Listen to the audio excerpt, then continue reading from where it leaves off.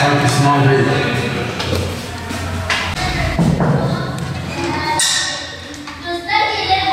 Evet hocam. Selamünaleyküm.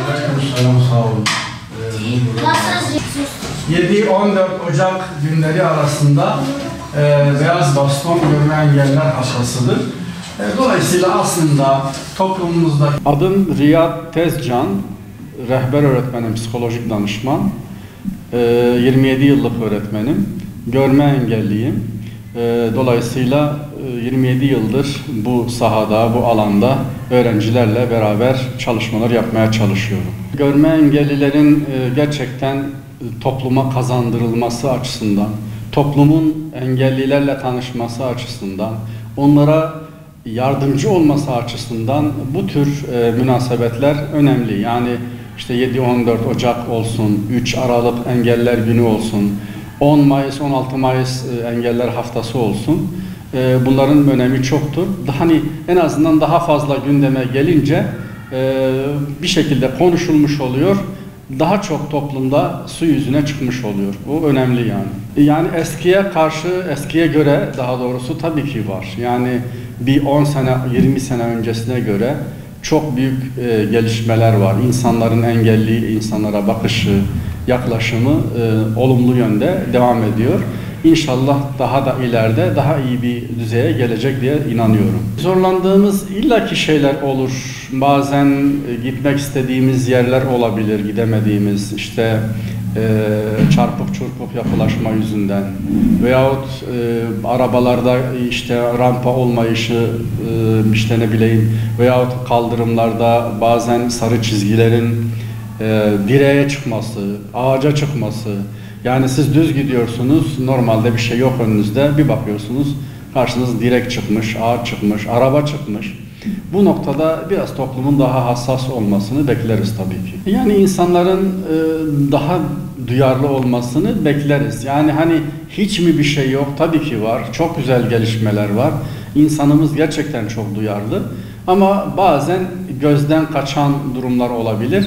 Yani biraz daha bir görme engelli nasıl yaşar, ne yapar, ne yapamaz, ona nasıl yardımcı olalım, nasıl yardımcı olmayalım şeklinde keşke bütün insanlar biraz böyle bir en azından bu hafta içinde bir baksa, birkaç şey okusa güzel olur diye düşünüyorum. Ben öğretmenim neticede.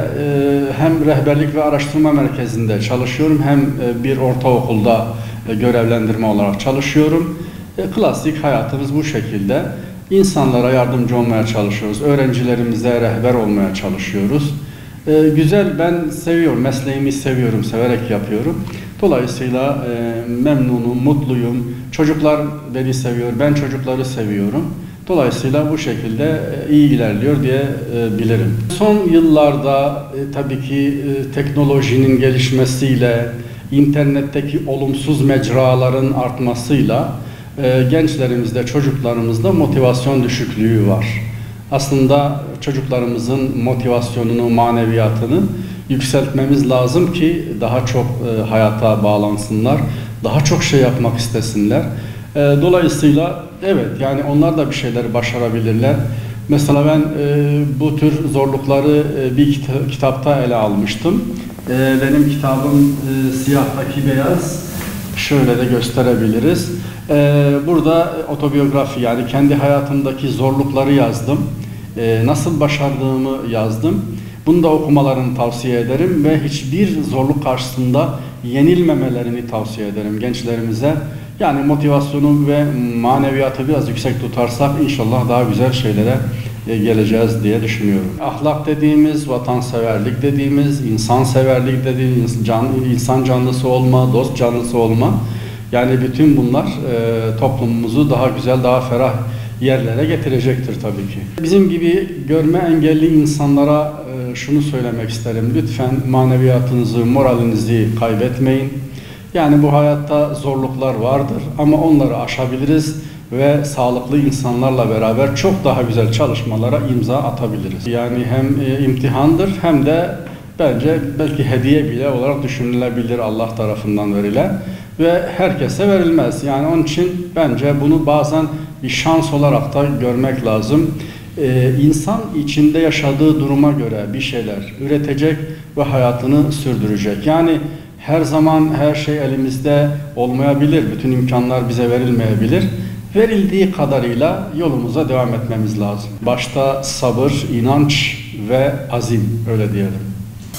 Bir dönemde çalışıyorum. Hangi günler geçiyor çocuklar? Sabır ve lazım. Onların da başarılı olabileceğine inanmak lazım. Doğru mu?